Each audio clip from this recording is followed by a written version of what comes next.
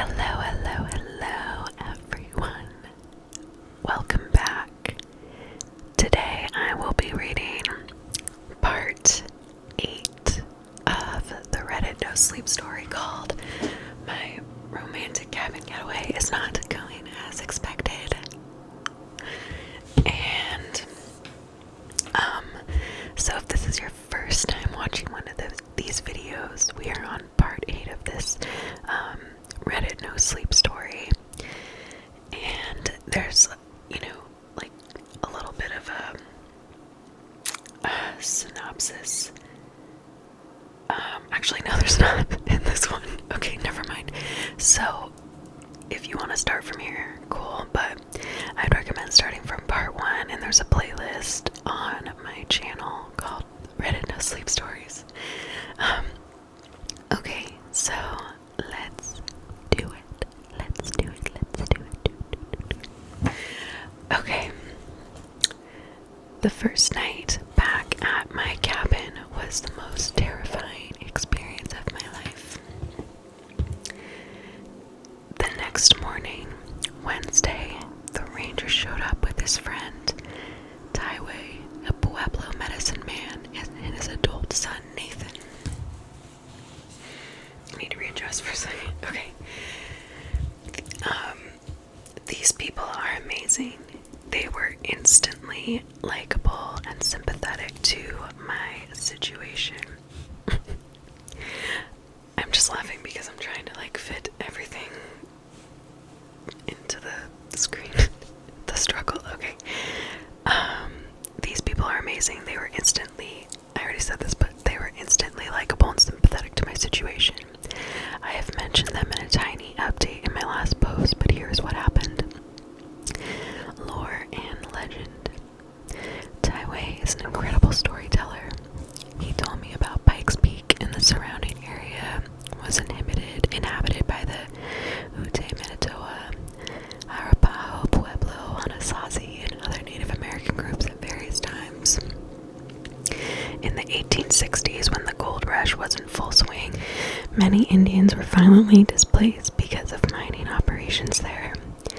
They were torn away from their sacred lands, which was catastrophic to their cultures. Getaway stressed that historically Americans have not understood the significance of land and names to Native Americans, and this is critical to understanding the supernatural presence on the mountain.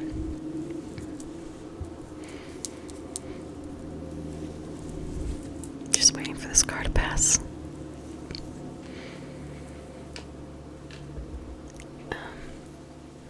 The major world religions like Christianity and Hinduism and Islam are universal. They can be practiced anywhere. You can pick up your whole life and move to Kentucky or Scotland or Istanbul, and you'll still be in whatever religion you are. Your God still hears your prayers. He still intervenes in your life. But Native Americans practice land-based religions. The land they inhabit is part of their creation stories. It's not that the land belongs to them, it's that they belong to the land, and both are in a symbiotic relationship with one another. History is embedded in the landscape. A person is reminded of specific lessons and wisdom when they see a part of the land. The mouth of this river has a story attached to it. That fallen tree has a story attached to it. A battle was won here. A chief died there. Peace was made between tribes with a feast here. When a Native American group is forced out of its homeland, the people lose their history. What's worse, they leave behind the places where their dead are buried.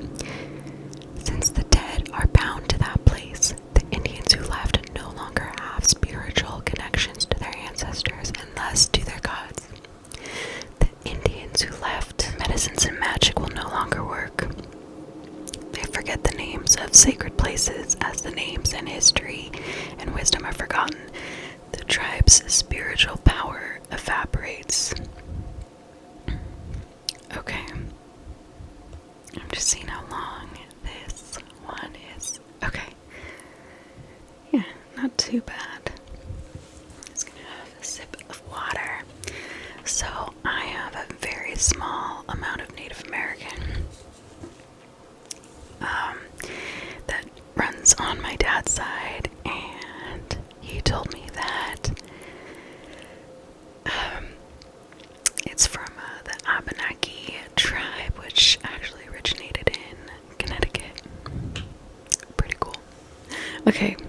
Taiwei said that when Pikes Peak was taken, a group of disgruntled Utes descended on the miners and slaughtered a bunch of them.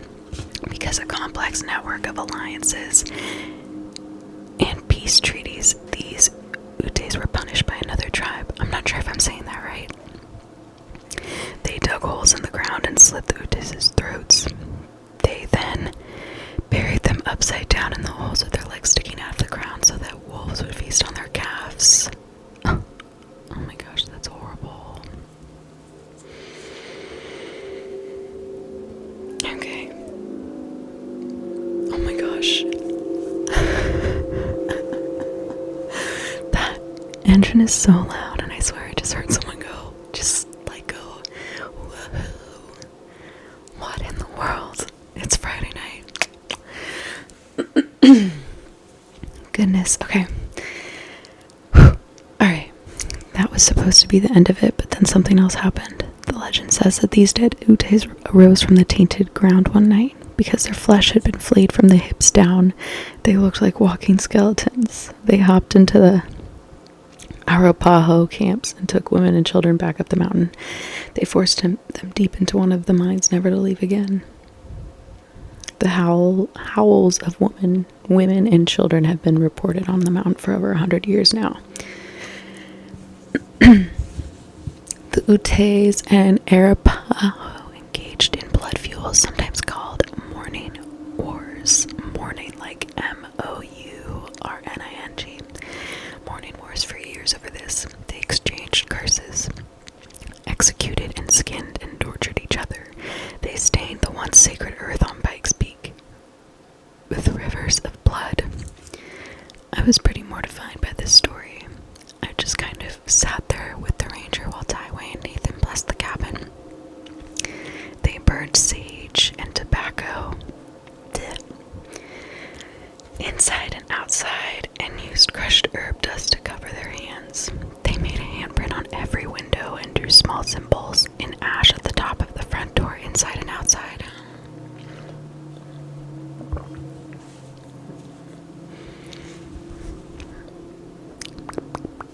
They gave me bundled sage, cedar, hawthorn, and told me to burn it if anyone tried to get inside. It drives bad spirits insane. Then they provided me with small pouches filled with herbs and blessed objects to wear around my neck and in my pockets whenever I went outside. Nathan gave me a totem that he wears around his neck and told me to give it to Faye. Then they sang a really incredible chant in their language. It lasted about 15 minutes. I was blown away. I fucking love these guys. Then we went outside. I showed them the dream catcher, and they told me that they had never seen anything like it. The dream catcher is made with 3 branches woven together with hair, and it has an old yarn or wool string with glass beads crisscrossing the center in a pattern. It is old and handmade. Taiwei told me not to touch it or move it. If you find an object of power and do not know who made it or what it protects, you should leave it alone. I asked him if it could be evil, and he said maybe. I got them up to speed on everything that has happened, and I said that a lot of my friends, Redditors, but I didn't explain that, suspected that Faye at my house in California was a duplicate and that the real Faye was somewhere in the woods. Taiwei and Nathan disagreed with each other on whether that could be, but we searched the woods. I forget to breathe sometimes because I'm so interested in what's gonna happen.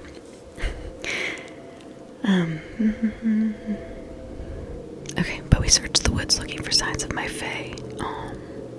We found nothing. I told them about the missing ring, and they said exactly what many Redditors had said. If Fae loved the ring, and it was powerfully symbolic to her, it could be used by a bad spirit to harm her. They told me to find it at all costs. They also told me that if Faye indeed were still here on this mountain, she was certainly dead. I just got so itchy.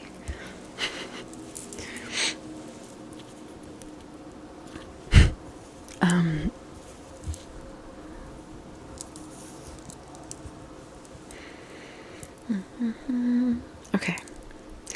And this is an all cap caps, or no, this is in bold. In the moment we've all been waiting for, Getaway named the creature that was tormenting us. He said his people, okay, this is really hard. I don't know if I'm pronouncing this right, everyone. Atan. I don't even want to say it out loud. Atan Anatukua, the imposter. Bad spirits inhabit the land everywhere, and sometimes they get the opportunity to use a tragedy like the Pikes Peak massacres to commandeer a human figure and walk the earth.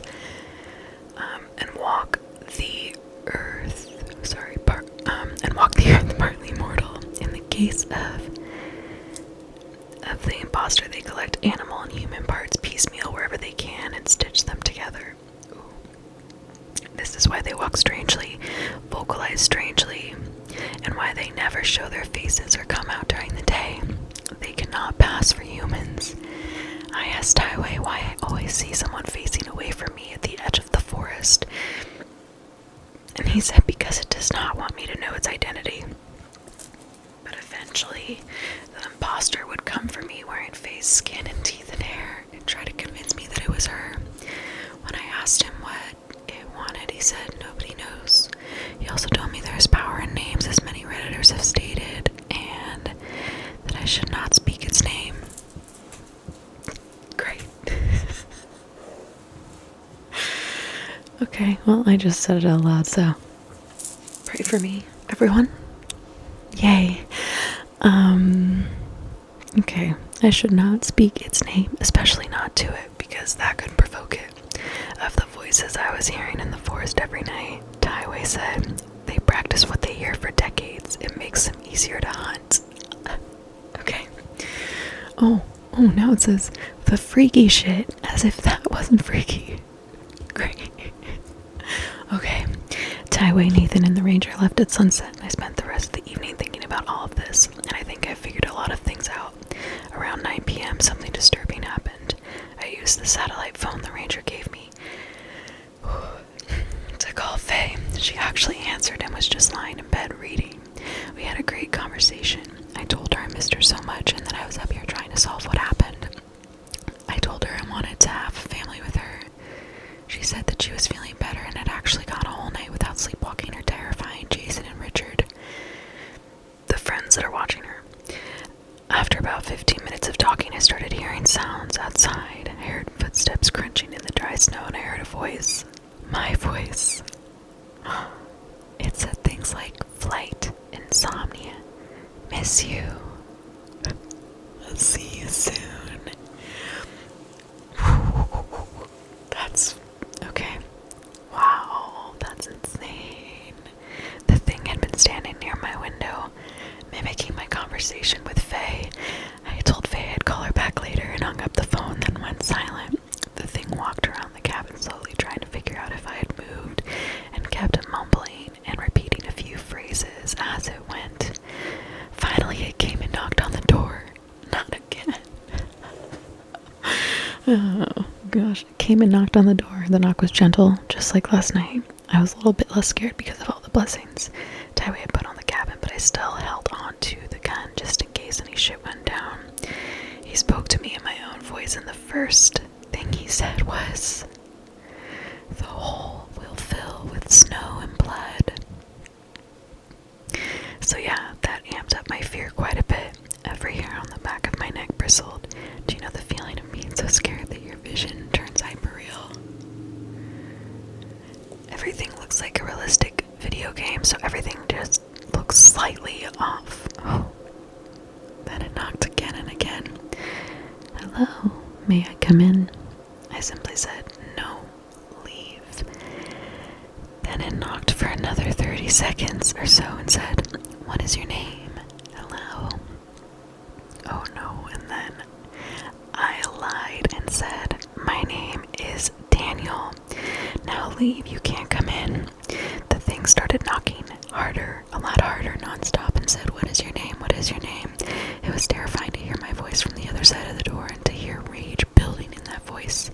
I said again, "My name is Daniel," but the thing just kept hammering and asking the same question. I would occasionally say things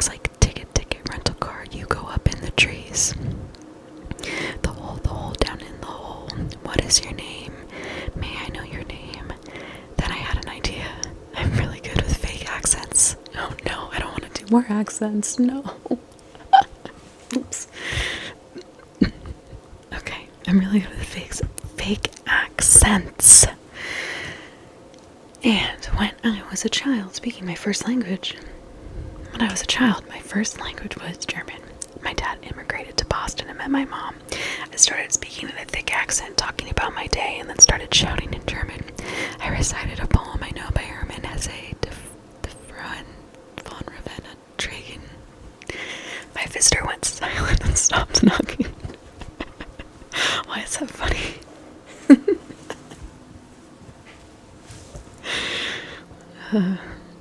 I could tell it was just listening, so then I started shouting in a British accent, reciting lines from V for Vendetta. I love that movie. I shouted thank you in every single language I know. I once committed to learning it in 100 languages and stopped around 20. My unwanted guest just sort of stammered a little bit, trying to mimic me, but failed to do so. I was no longer speaking in any recognizable pattern or tone. Eventually, it just started growling the sounds Faye and I heard in the forest when we first stayed in the cabin. Wachu, wole, wole, my. It started scratching,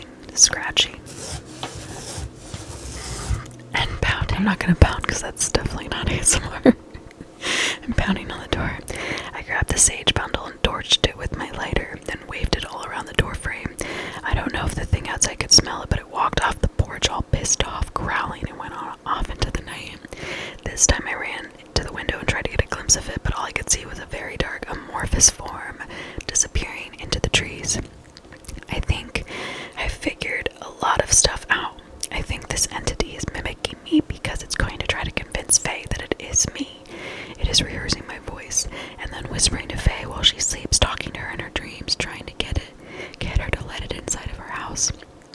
I think it wants to convince her that I am the imposter, not it.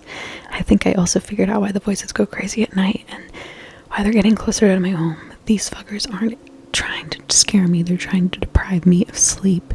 If I'm psychologically and emotionally drained, I'm weaker. If I'm delirious, I'll make a mistake. His attempts to get to me will be easier. I'm still trying to figure out how controlling Faye like a puppet in her sleep plays into all this. I know what I saw. There was a man standing outside of our house walking the exact same creepy way Faye was sleepwalking at the exact same time. I'm also considering the possibility that I already made a terrible mistake and that the imposter had already won. When I went outside on the first night at the cabin with Faye, trying to see where the voices were coming from, I left the door unlocked. And FranBud said a Reddit user said that was the moment that Faye was replaced by something else. I just don't know what to think, but for now, I'm going the fuck to sleep. And you guys should too. Except we have a cliffhanger. Update 4:30. Well, I found the ring. Sad face. Okay, everyone, I will be reading part 9 tomorrow, so you guys don't have to wait that long. But I hope you enjoyed this one. I enjoyed it. It was creepy, but I thought it was a little bit, it was really interesting and, powerful with the Native American, when, you're just describing, religion, spirituality in terms of from their perspective. I thought that was really cool. And then I thought the part where he was talking to the imposter in all those different languages and accents, I thought that was really funny too. So yeah, guys, let me know what your thoughts were, and drop in the comments, where do you think you found the ring? Alright, we'll find out next time.